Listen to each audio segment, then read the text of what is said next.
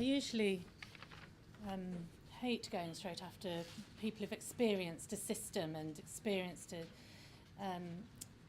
the issue that we're talking about. But actually this morning it was really good to hear. I think partly because what I wanted to start off by saying was at the Refugee Council, like at other charities such as Young Roots, I think we see a very mixed experience from the children who come to us for help. We probably see a skewed experience because those who come to us for help need a problem resolving or need some support in that. So I did just want to start by recognising that those young people who spoke this morning talked about good things and bad things, and I think probably all of us have some experience of that. At the moment, at the Refugee Council, we see children in dire circumstances, some of whom are helped very much by their foster carers and social workers, and some who don't.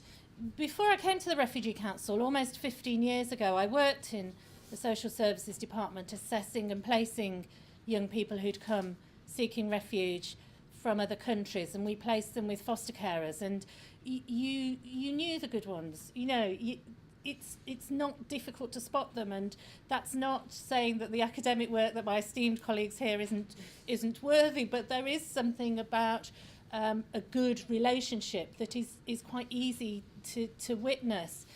And I was very, very lucky to work with a brilliant foster carer who knew what she was doing. She was far more experienced than I was in this kind of work. And once the young people here, probably, my apologies to you probably don't remember a time when we didn't all have mobile phones and that we had to share a phone that was in the house. And this could be the cause of conflict. Indeed, once one of my young people who was placed with this particular foster carer ran up a huge phone bill talking to her friends every evening. And of course I went in to help to try and sort it out. What can I do? What can I do to help? Thinking this would cause conflict in the relationship. And the foster carer said very politely to me, "Thank you, Judith, but I'll deal with it like I deal with it with my other children," her own birth children. And that was the kind of illustration of the relationship and the way that she saw the children. They lived in her home. It was their home. She cared for them. She was their carer. She behaved like their mother in this difficult circumstance. So just to move on then to the background, the law and policy. I'm not going to list all the legislation and guidance, but just to say that what Elaine referred to, this difficult and complex environment in which we're working, could be summed up in the idea that the Children Act is against the Immigration Act, that there's a tension there between the pieces of legislation that govern those policy areas. And if I tried to think about how one could describe this in very brief terms, and I guess that we think of the Children Act maybe as keeping children safe, and Immigration Acts are mainly about keeping people out. And so one can see the inherent tension there that doesn't actually come across in the acts themselves unless it specifically says so. So the Immigration Act of 1999, for instance, limited the help that can be given to children in need and children with their families if their only problem was that they were destitute and they didn't have anywhere to live. So there was a bit that was put into that act that amended a Children Act, but that is quite rare. They don't actually talk about each other very much. And it's really in the policy that flows out of the legislation that we see the tension borne out. It mainly, for children under the age of 18 who are here and in the care of the local authority, the Immigration Acts have minimal effect.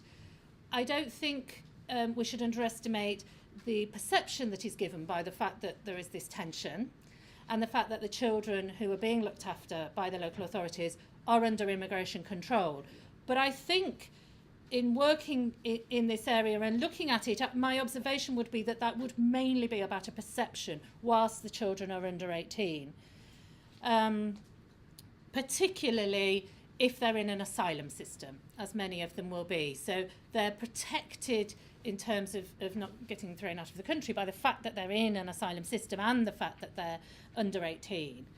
It's when they're leaving care and approaching 18 that the Immigration Act starts to take over, if you like. It starts to have more of an impact in what services can be provided, not just whether or not the young person is allowed to stay here. So if a young person has reached the end of an asylum process or has a different type of immigration status, it can often impinge upon the local authorities' power to support them in the same way as they would do another care leaver. So the obvious example is they wouldn't be able to move into social housing at public expense, as many other care leavers do.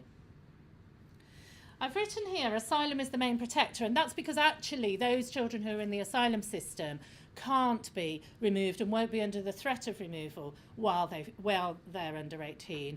And actually even over the age of 18, if they still have an asylum claim in progress, they won't be removed. And that does have a protective element to it that children with other immigration status or no lack of an immigration status at all will not have. So children, for instance, who came here many years ago with family members who've since left or are deceased, often find themselves completely at sea immigration-wise, and they're the ones that don't have this protective factor. They could, the government could decide to remove them at any point.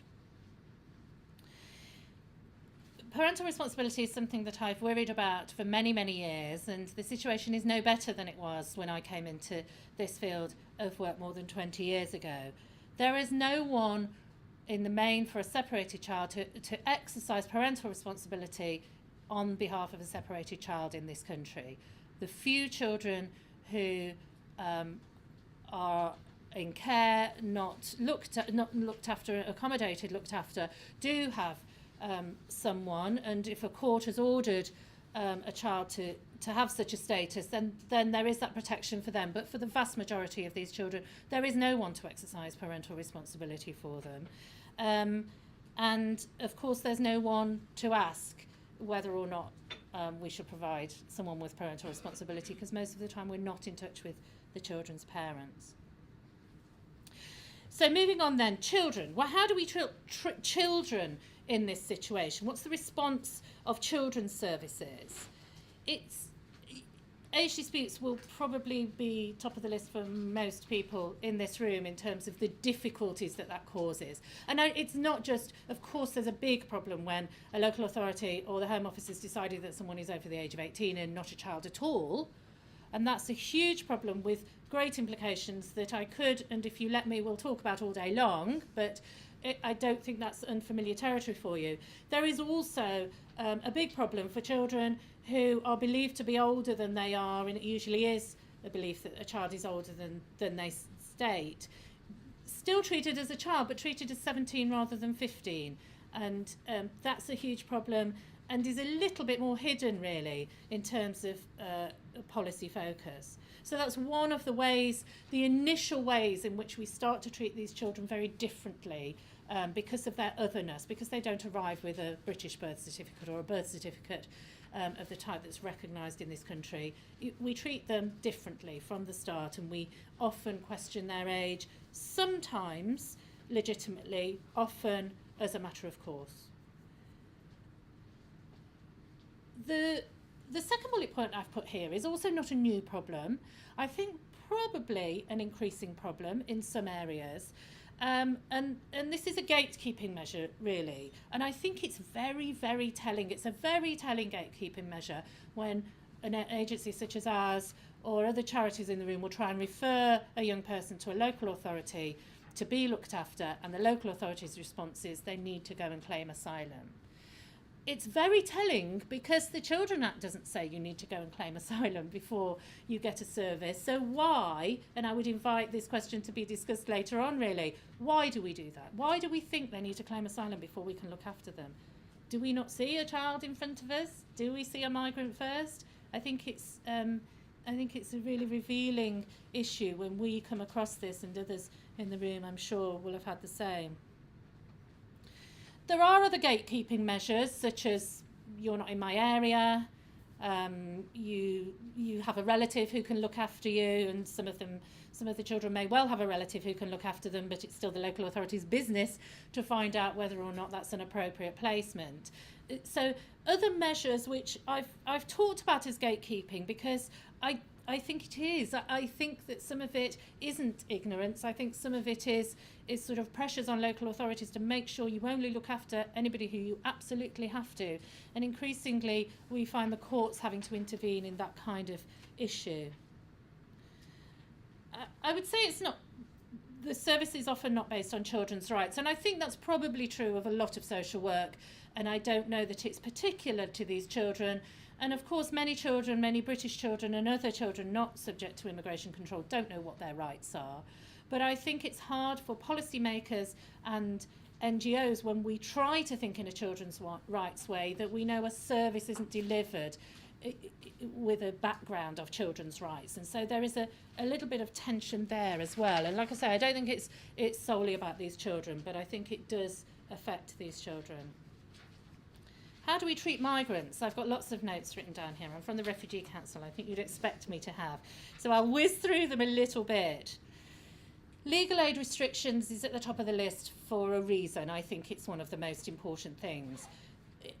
Under the Legal Aid Sentencing and Punishment of Offenders Act, which when it was going through Parliament, often referred to as LASPO, lots of discussions were had about whether or not we could keep legal aid for lots of different areas of work, and legal aid was taken away from some groups and from some types of legal issues. So children, for instance, weren't protected. They were affected if the legal issue they were engaged with was one that was taken out of scope, is the technical term. And all of immigration, except for asylum, was taken out of scope, and that's for children as well.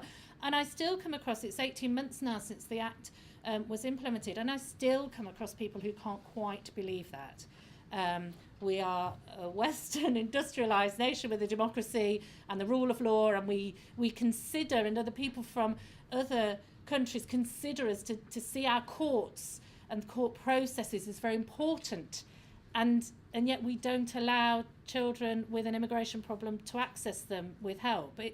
It's astonishing, isn't it? But that's the situation we're in. And there is no good reason, I believe. There were lots of arguments given about immigration being straightforward. I would invite you to raise your hand if you think immigration is a straightforward issue. Not least that children were going to navigate these straightforward issues by themselves. It absolutely fails to engage with the complexity of the issues faced by these children, and I don't think it's the real reason that it was taken away. It pits groups against each other. If you are seeking asylum, you get legal advice, and if you aren't seeking asylum, you're seen as lesser, having a lesser problem, and you don't get publicly funded legal advice. Where we often see it is where a child has a mixed reason for their immigration issue. Their immigration issue involves asylum or Article 3 of the European Convention on Human Rights, but also involves other things, a right to family life, a right to private life. The relationship with foster carer is a very good example of that. Those mixed cases are really not being dealt with appropriately, and certainly not from a child's rights point of view. As well as that, for children whose route is an immigration route, not a refugee asylum route, there is now a longer route to settlement. Again, it's particularly harsh for children who are at such an early stage in their lives when they're here and have to have lived in a certain proportion of their life here. Please don't ask me questions on this because I don't know all the rules in my head, but it's a very weird and harsh system for a child if they want to end up being certain that they can settle here. It's a very long route, and again, really, one can't argue that it's in the best interest of children at all. Border control remains the priority for the Home Office and for UK Immigration and Visas and the Border Force. And there's a tension back to asylum, really, not just those who are entering through illegal means, through clandestine means. There is no way to seek asylum and come through a legal route, really, and you have to come through a different route or clandestinely. And there's a real tension there because the government doesn't want people to enter unlawfully, but of course, what if you're Syrian right now? I think there would be very few people in government that wouldn't think that we needed to provide protection to those people. So there's a real tension there that is continuing to be battled out in the media, in political parties, in the civil service, and it's a really big problem. So migrant children, couple of current issues really. I think there's such a tension on trafficking, rightly, in terms of wanting to protect children against what might happen to them should they fall into the hands of traffickers, fall back into the hands of traffickers. Also, when a child might have a protection claim based on the fact that they've been trafficked. It is an important issue, but I think there are sometimes fears played out about trafficking that then are used to limit what rights. So detention is occasionally talked about as a way of protecting children against traffickers. Let's hope we can continue to find a better way of keeping children safe than that. There's lots of questioning children at the beginning of their time here, when most of us would think they need to be settling into their foster placement, finding a school, settling into that. Lots of questioning about routes, and some of that might genuinely be about the fear of trafficking, but I do think sometimes it's used as a reason to find out as much as we can about these children at the beginning and stop the smuggling routes, not just the traffickers who want to exploit them when they're here. I will just end on what I questionably call a ray of sunshine. It's fine. A few good things, I think, that are happening. This year saw statutory guidance published by the Department for Education. It was consulted on, produced in January in draft form, consulted on. It was good in draft. I think it's better now. I think sometimes we wonder whether responding to consultations is worth it. I think this one was. I think it's improved, and there's lots that's good about it. It reminds social workers they need to think about the status of their child and the needs of the child as someone who's been trafficked or who's seeking asylum, and I think that's a good thing. There's some particularly positive elements about it. For instance, the statement that age assessment isn't always necessary. In some local authorities, it had become almost routine. And one local authority that we work in, actually, after the guidance came out, said, we've changed our policy now. We used to age assess everyone. Now we're assessing the age of those who we believe we need to look a little bit more in depth as to find out what their age is. So very good stuff in there, and I would urge people to have a look at it and use it.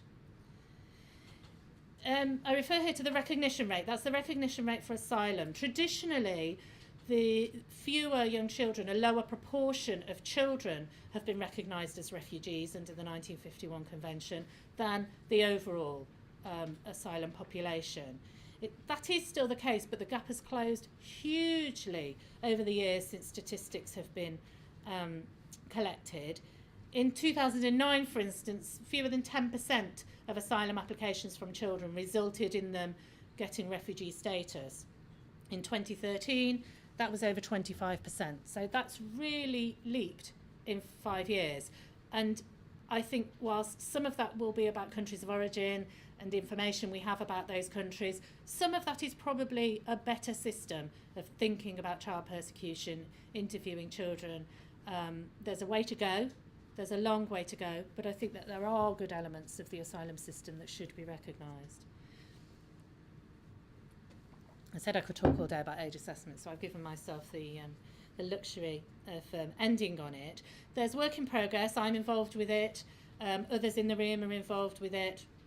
It's being led by the Association of Directors of Children's Services, and several government departments. The civil servants come along to meetings or phone into meetings. There are two elements to the work in trying to improve age assessment in England. One is a group that's looking at processes, so looking at when age assessment should happen, how local authorities and the Home Office should talk to each other about it, what processes need to be communicated to others. So one of the really positive things that I'm very pleased about is that the police are involved in the conversation, because often we hear from social workers that they're having to go to police stations and assess children or young people in there, and we're trying to limit the circumstances in which that's necessary. So that's a really good process sort of group, strategic group, and then that oversees a task and finish group, which is mainly made up of social workers who are writing new guidance for social workers based on social work values and principles, again based on the idea you do not have to assess everyone, and very much rooted in social work practice and how to extend that and include age assessment within that. So I wanted to end on a bit of a positive note, because most of you who do know me as a bit of a whinger. So I hope that's been useful, and I know it was just a snapshot, so of course we can talk throughout the day. Thank you.